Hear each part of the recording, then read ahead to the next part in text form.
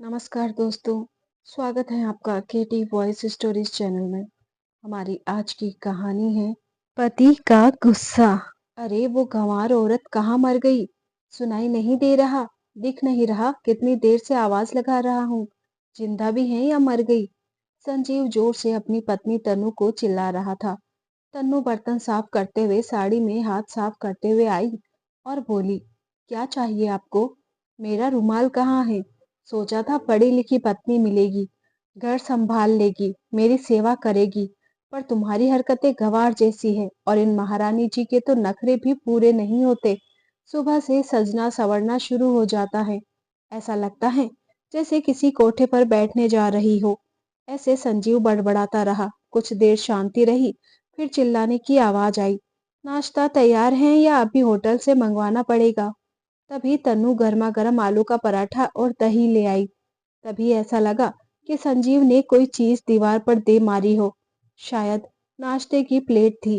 अरे, मिर्ची की थैली उड़ेल दी है पराठे में। पति चला जाएगा तो ठूस ठूस कर खाना। बेचारी तन्नू धीरे से बोली, अच्छा सादा पराठा ले आती हूँ। नहीं चाहिए मुझे कुछ, अब मैं शाम को इस घर में भी नहीं आऊंगा। तन्नू ने कहा, कैसी बातें कर रहे हैं आप? यूं इस तरह से भूखे घर से जाएंगे तो मेरे गले से निवाला कैसे उतरेगा? संजीव ने कहा, मरो जाकर। और तनु के गाल पर एक तमाचा दे दिया और पिछवाड़े का दरवाजा खोलकर गाड़ी ऐसे स्टार्ट की जैसे किसी जंग पर जा रहा हो। ऐसे मौकों पर संजीव अक्सर गाड़ी तेज रफ्तार में ही चलाता है। अम्मा जी सहित पूरा परिवार आंगन में आ गया था। नन्हा मुन्ना अपनी माँ यानी तनु की जेठानी के पल्लू में मुंह छुपाए खड़ा था। और संजीव की चीख सुनकर परिवार के सभी सदस्य तो क्या, आस पड़ोस के लोग भी इकट्ठा हो गए थे। पर क्या मजाल कि कोई एक शब्द भी कह सके। फिर तनु की जेठानी प्रिया ने अपने पति संतोष की तरफ देखा कि शायद संतोष कुछ कहे, पर नहीं, अपमान का घूंट पीना संतोष को भी आता था। उधर अम्मा जी को भी देखकर यूं लगता है जैसे तिरस्कृत होने के लिए उन्होंने संजीव को पैदा किया था। वह भी संतोष से चिढ़कर प्रिया ने ही अपना मन तोड़ा और बोली, एक दिन आपका भाई एक सीधी सादी लड़की को जान से मार डालेगा, लेकिन आप लोग कुछ मत कहिएगा, यूं ही भूत बनकर खड़े रहिएगा। फिर उन्हें भी तो आपकी जरूरत है। ना जाने इतना अन्याय कैसे देखा और सहा जाता है इस घर में। गुस्से से प्रिया की आवाज कांप रही थी। उधर बेचारी तन्नू सिसक रही थी। प्रिया सोचने लगी, अब शाम तक क्यों ही वह भूखी प्यासी अपने कमरे में लेटी रहेगी और संजीव भैया शाम को लौटेंगे और ऐसे दिखाएंगे जैसे कुछ हुआ ही ना हो। एक बार तो मन में आया कि तनु के कमरे में जाकर प्यार से उसका माथा सहलाए, सहानुभूति से चंद शब्द कहें जिससे उसके मन को शांति मिले। पर तन्नू ऐसी स्वाभिमानी औरत को यह सब अच्छा नहीं लगता था। होठ सील कर मंद मंद मुस्कुराते रहना तन्नू का स्वभाव बन गया था। क्या मजाल जो संजीव भैया के विरोध में कुछ कह सके। प्रिया अपने कमरे में बैठी अतीत के पन्ने पलटने लगी। ब्याह करके जब घर में आई थी तो बड़ा अजीब सा माहौल देखा था। संजीव भैया और संतोष दोनों जुड़वा भाई थे, पर कुछ पलों के अंतराल में संतोष को बड़े भाई का दर्जा मिला। शांत, सरल और गंभीर स्वभाव के कारण ही संतोष बहुत आकर्षक दिखाई देते। उधर संजीव भैया उग्र स्वभाव के थे। कोई काम तो क्या, शायद एक पत्ता भी संजीव भैया की इच्छा के विरुद्ध हिल जाए तो आंखें फाड़कर ऐसे चीखते मानो पूरी दुनिया उन्हीं के इशारे पर नाचती हो। और संतोष संजीव को नन्हे बालक की तरह कुछ कहते, सफाई देते, लेकिन संजीव भैया तो जैसे ठान चुके थे कि सामने वालों का अपमान तो करना ही है। अम्मा जी तब भी अपने कमरे में सिमट जाया करती थी। बदहवास से संतोष जी भी अपना घर छोड़कर बाहर चले जाते थे। मैं अपने कमरे में कितनी देर तक थर थर कांपती रहती थी। उस समय गुस्सा अपने पति और अम्मा जी पर आता था। उन्होंने संजीव भैया पर अंकुश नहीं रखा था। तभी तो वह भी लगाम बेलगाम घोड़े की तरह भागते ही जाते हैं। घर के माहौल से परेशान होकर एक दिन मैंने संतोष से बहुत झगड़ा किया। बहुत बुरा भला कहा संजीव भैया को, पर संतोष शांत रहे। गंभीर स्वर के साथ अपने चेहरे पर मुस्कान बिखेर कर बोले, प्रिया, यदि संजीव की जगह तुम्हारा भाई होता तो तुम क्या करती? क्या ऐसे ही कोसती उसे? तो मैंने कहा, सच बताऊं, यदि मेरा भाई ऐसा होता तो मैं उससे संबंध विच्छेद ही कर लेती। संतोष, हमारे परिवार में बच्चों को ऐसे संस्कार दिए जाते हैं कि वह बड़ों का अनादर कर ही नहीं सकते। समझे, आप गुस्से की आगोश में मैं बहुत कुछ कह गई थी। अब मन थोड़ा शांत हुआ तो खुद को ही समझाने लगी कि मेरे पति भी इस परिवार के हैं। कभी दुख नहीं पहुंचाया उन्होंने किसी को भी। फिर संजीव भैया का व्यवहार ऐसा क्यों है? एक दिन अम्मा जी ने अखबार वालों से अखबार बेच दिए थे, तो कुछ दिनों बाद संजीव भैया को किसी खास दिन का अखबार चाहिए था, तो वो चिल्ला पड़े अम्मा जी पर। जैसे तैसे संतोष जी ने उन्हें शांत कराते हुए कहा, आज ऑफिस की लाइब्रेरी से तुम्हारे न्यूज़पेपर ला दूंगा। पर फिर भी संजीव भैया की जुबान बार बार शुरू हो जाती, तो शांत कराना आसान नहीं होता। गालियों की बौछार कर दी उन्होंने अम्मा जी पर। अम्मा जी चक्कर खाकर गिर गई। फिर मैं अम्मा जी को संभाला और संतोष जी न्यूज़पेपर लेने चले गए, और मैंने डॉक्टर को भी बुला लिया था। मैं उनके सिरहाने बैठी यही सोचती रही कि कितना कठोर दिल का व्यक्ति है, संबंध की गरिमा तक भी नहीं पहचानता। दिन बीतते गए। संजीव भैया की शादी के लिए अम्मा और संतोष जी परेशान थे। संतोष अपने भाई के लिए अच्छे घर की सुंदर और शिक्षित लड़की चाहते थे। अम्मा जी तो चाह रही थी कि मैं अपने मायके से ही किसी रिश्तेदार की लड़की को अपनी देवरानी बना लूं, पर मुझे तो संजीव भैया का स्वभाव अच्छा ही नहीं लगता। इसी कारण से जानबूझकर कौन दलदल में फंसे। एक दिन संतोष जी ने मुझसे कहा, प्रिया, संजीव के लिए कोई अच्छी सी लड़की देखो। मैं आश्चर्य में संतोष का चेहरा देखने लगी। समझ नहीं पा रही थी कि वह वास्तव में गंभीर हैं या यूं ही मुझसे मजाक कर रहे हैं। फिर मैंने कहा, संजीव भैया का स्वभाव से तो वही औरत गुजारा कर सकती है जिसमें समझौता और संयम रखने की भावना कूट कूट कर भरी हो। घर हो या बाहर, गुस्सा होते ही पल नहीं लगता था। उन्हें नाक पर नींबू नहीं ठहरता था। मैं संतोष से कहा, उनकी शादी भले ही करवाओ, लेकिन देवरानी की स्थिति के बारे में सोचा है? कल्पना की है कभी? बेबस संतोष जब वह घर के शांत वातावरण को युद्ध भूमि में बदलते देखता है तो डर कर तुम्हारी शरण में आ जाती हूँ मैं। पर उस बेचारे का क्या होगा? मैंने बात सही कही थी, पर संतोष यह सुनकर गंभीर थे। मेरी सोच चाहे कुछ भी हो, पर संतोष के तो लिए प्रिया भाई और अम्मा जी के लाडले पुत्र और दोनों की दृष्टि में उनका अपराध क्षमा था। वैसे लड़का पढ़ा लिखा हो और नौकरी करता हो और अच्छे घर से हो तो रिश्तों की कोई कमी नहीं होती। संजीव भैया दिखने में हैंडसम थे ही। सारंगपुर वाले कमलकांत की बेटी तन्नू सभी को बहुत अच्छी लगती थी। जब रिश्ता हुआ तब मैंने सोच रही थी, क्या देंगे संजीव भैया अपनी पत्नी को? उनके मुंह में तो सिर्फ बम है जो किसी के दिल को पीड़ा ही दे सकता है। तन्नू के भाग्य में हमारे घर ही आना लिखा था। तन्नू आ गई। दो भाइयों में इकलौती बहन। इतना दहेज लाई है कि अम्मा जी पड़ोसियों को गिनवा गिनवा कर थक गई हैं। अपने साथ तन्नू संस्कारों की नई धरोहर लाई थी। उसकी सरल और सभ्य आवाज और स्वभाव ने सबके मन जीत लिए थे। मुझे लगा देवर जी के स्वभाव को बदलने का सामर्थ्य देवरानी में ही है। शादी के दूसरे दिन रिसेप्शन का आयोजन था। संतोष की वकालत अच्छी चलती थी। बड़े लोगों में उनका उठना बैठना था। संजीव भैया चार्टर्ड अकाउंटेंट थे। निमंत्रण पत्र बांटे गए। बहुत से लोगों को बुलाया गया था। तन्नू को तैयार करने के लिए ब्यूटिशियन को घर पर ही बुलाया गया था। लोगों का आना शुरू हो गया था। उधर तन्नू तैयार नहीं हो पाई थी।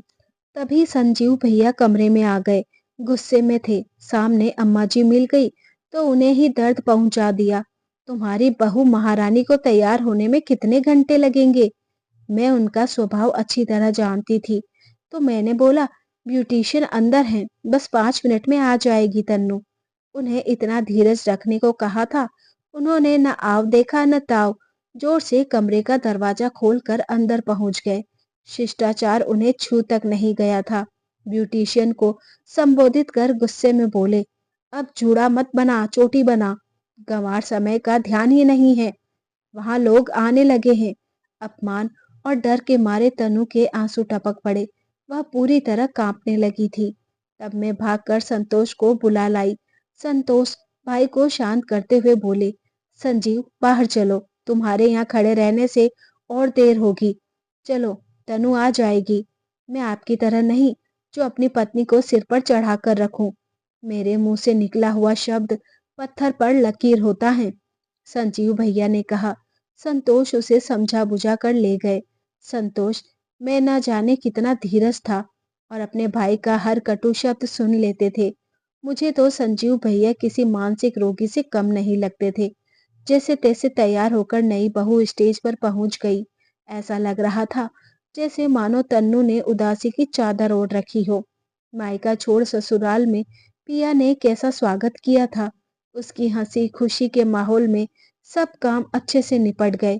दूसरे दिन वह दोनों मनाली चले गए। उस दिन रविवार था। सब शाम को टीवी पर मूवी देख रहे थे।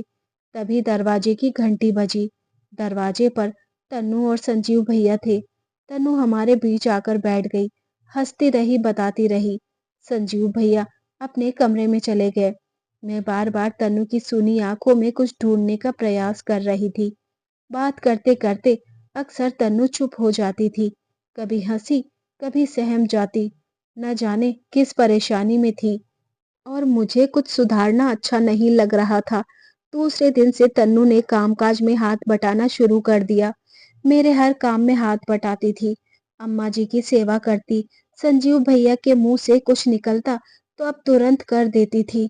एक बार तो सोचने लायक थी कि पति के गुस्से वाले रूप से घबराकर तन्नू भैया के पास पल पर भी नहीं बैठी थी।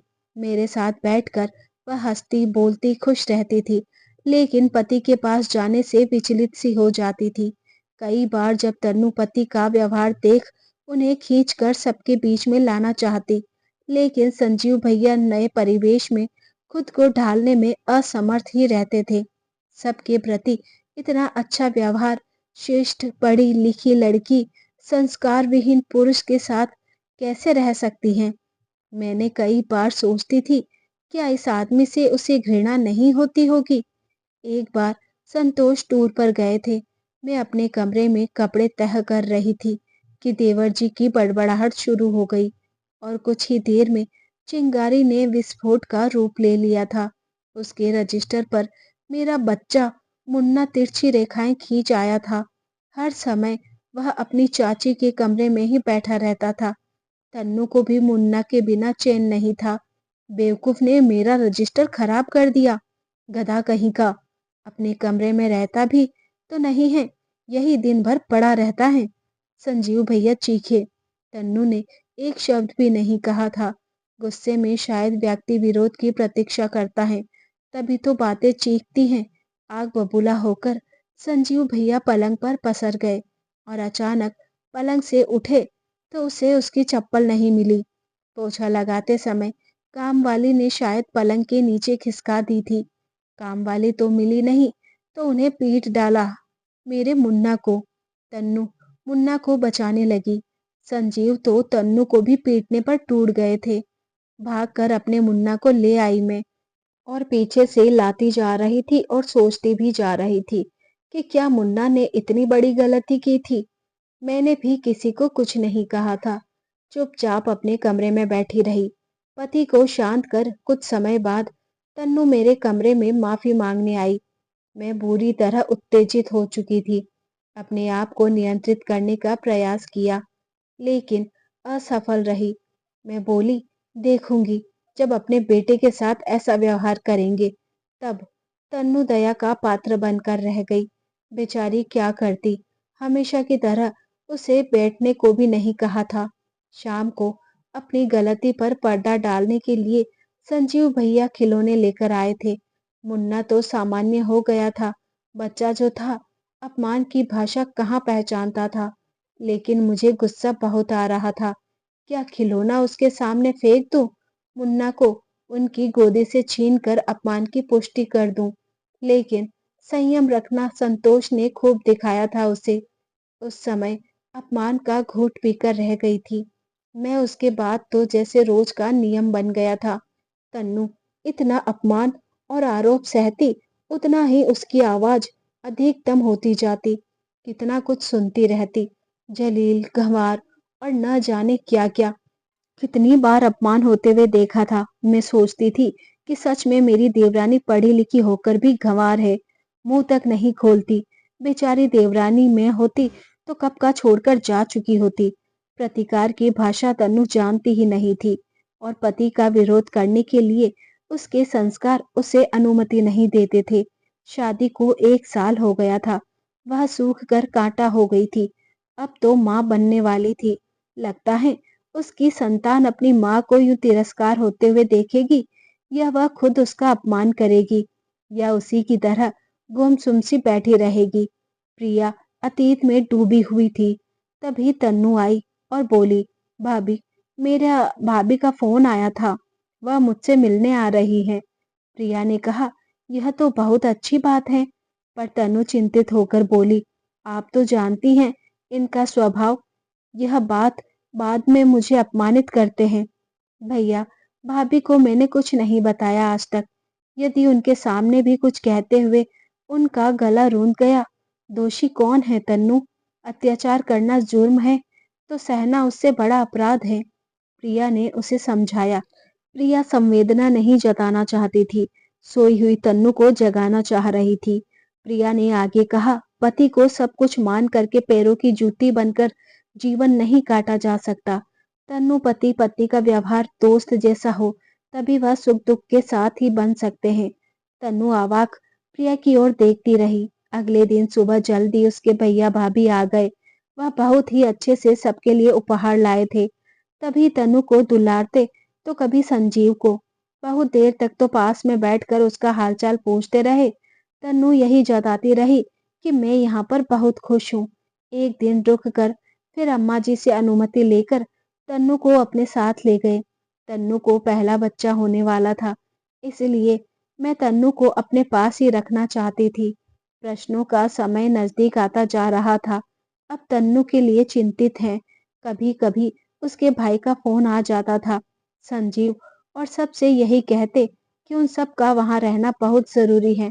डॉक्टर ने तन्नू की स्थिति चिंताजनक बताई थी। आप संजीव का स्वभाव बदला बदला सा था। चुप्पी का मानव कवच ओढ़ लिया था उसने। ना तो चिंता ना गुस्सा करता। उसे देखकर लगता था कि संजीव तन्नू से दो बोल बोलना चाहता था। उसके जैसा आत्मकेंद्रित व्यक्ति मन में पत्नी के लिए थोड़ा सा प्यार जागृत हुआ था। यह अपने ही व्यवहार से शुद्ध होकर पश्चाताप की अग्नि में जल रहा था। पता नहीं, पर बदला सा लग रहा था। एक दिन तन्नू के अस्पताल की खबर सुन संजीव के साथ प्रिया और संतोष भी तन्नू के मायके पहुंचे। तन्नू की माँ तो बचपन से ही चल बसी थी। भैया भाभी उसकी सेवा कर रहे थे, जैसे कोई नाजुक फूल हो। वह हैरान सा संजीव कभी पत्नी को देखता, कभी उसके भाई को। ऐसा प्यार संजीव ने कभी देखा ही नहीं था।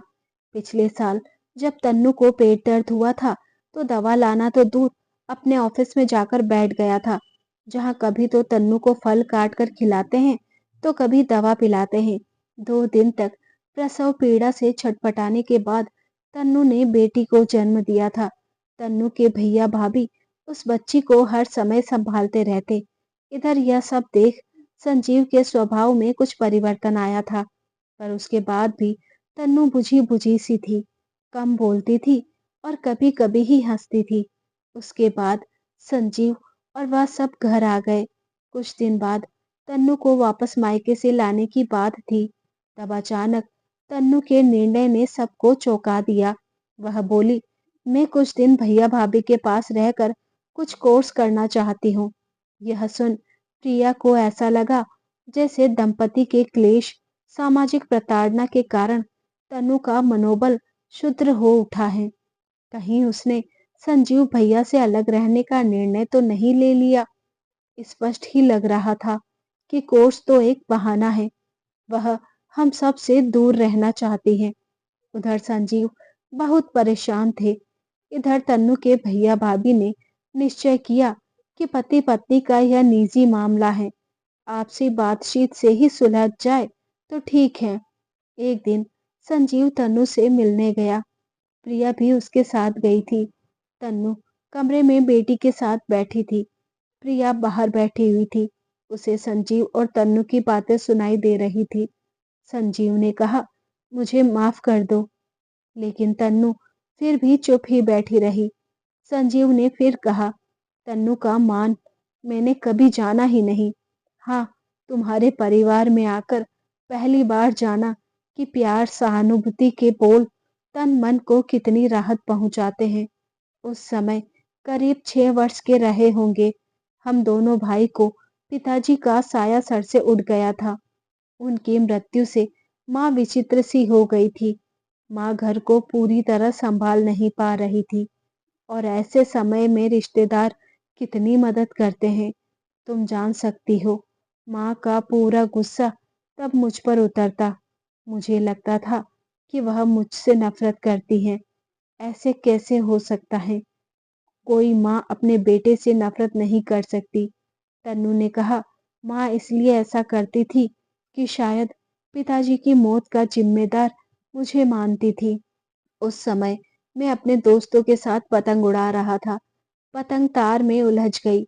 मेरा दोस्त निकालने गया तार से, उसे करंट लगने लगा। पिताजी उसे बचाने आए। दोस्त तो बच गया, पर पिताजी नहीं रहे। क्या माँ ने यह सब कहा था तुम्हें? नहीं, माँ ने कभी नहीं कहा, पर एक बार ताऊजी ने मुझे ऐसा कहा था और उसके बाद मैं महसूस करने लगा और अंदर ही अंदर हीन भावना से ग्रस्त हो रहा था। संतोष भैया क्या विरोध नहीं करते थे? तन्नू ने पूछा। तन्नू, जब इंसान को अपने पूरे मौलिक अधिकार खुद ब खुद मिलते रहते हैं तो शायद दूसरी ओर उसका ध्यान नहीं जाता। मुझे भी ऐसा महसूस होता। शुरू में चिड़चिड़ा हो जाता, मुझे बेसुध हो उठता था माँ के इस व्यवहार पर। लेकिन बाद में मैं चीख कर चिल्ला कर अपना गुस्सा प्रकट करना शुरू कर देता। बच्चे से अगर उसका बचपन छीन लिया जाए तो उसे इसी प्रकार की अपेक्षा करना नीरस सा लगता है। धीरे धीरे मुझे दूसरों को नीचा दिखाने में मजा आने लगा। बीमार व्यक्ति को दुखी करने में मुझे खुशी होने की अनुभूति होती थी। कई बार तुम्हें प्यार करना चाहा तो मेरा अहम मेरे आगे आ जाता था। जो स्वभाव को कभी महसूस नहीं किया, उसे बताओ कैसे सकता था? अपनी बच्ची को मैं खूब प्यार दूंगा, विश्वास दूंगा, समाज में अच्छा जीवन बिता सके, उसे बुरे वातावरण से हमेशा दूर रखूंगा। अब घर चलो। संजीव फूट फूट कर रोने लगा। तनु अब कुछ सहज हो उठी थी। संजीव के प्रति दया का मन बना चुकी थी। तनु समझ गई थी कि गुस्सा और हीन भावना का बीज संजीव को अंदर से खोखला बना दिया था और उसके भीतर असुरक्षा की भावना भर दी थी। फिर इसी से आत्मविश्वास डगमगाने लगा। इसलिए शायद वह उत्तेजित हो उठते थे और चिल्लाने लगते थे। बाहर बैठी प्रिया की आंखों से आंसू आ गए थे। इतने आकर्षित इंसान के दिल में इतना दर्द है। प्रिया यह कभी समझ ही नहीं सकी कि आज उनका खुद के बच्चे का बचपन ऐसा ना हो जाए। यह सोचकर उनके मन में सारे आक्रोश बाहर निकल आए। तनु घर वापस लौट आई थी। तनु और प्रिया दोनों मिलकर संजीव को सहज कराने की कोशिश करती। उसे सबके साथ बैठने को कहती, माँ के साथ समय बातचीत करने को कहती। संतोष भी संजीव के इस बदले व्यवहार को देखकर बहुत खुश होता। तन्नू के साथ ज्यादा से ज्यादा समय बिताते, उससे अच्छी अच्छी बातें करते हैं, उसे बहुत प्यार से सहलाते हैं। संजीव धीरे धीरे अपनी सोच में परिवर्तन महसूस करने लगा। संजीव अपनी गुड़िया के साथ बहुत खुश था। आज प्रिया को लग ही नहीं रहा था कि यह वही संजीव है जो बात बात में गुस्सा होता था। प्रिया भी अपनी बेचारी देवरानी को देखकर खुश थी। आज तन्नू को उसकी तपस्या का फल उसे मिल चुका था। दोस्तों, क्या तन्नू को संजीव को माफ कर देने का फैसला सही किया था या गलत? कमेंट करके जरूर बताएं। दोस्तों, उम्मीद करती हूँ आपको मेरी कहानी पसंद आई होगी। कहानी पसंद आई हो तो वीडियो को लाइक करें। चैनल पर नए हैं, पहली बार आए हैं तो सब्सक्राइब जरूर करें। और हाँ, नोटिफिकेशन बेल जरूर दबाना ना भूलें। धन्यवाद।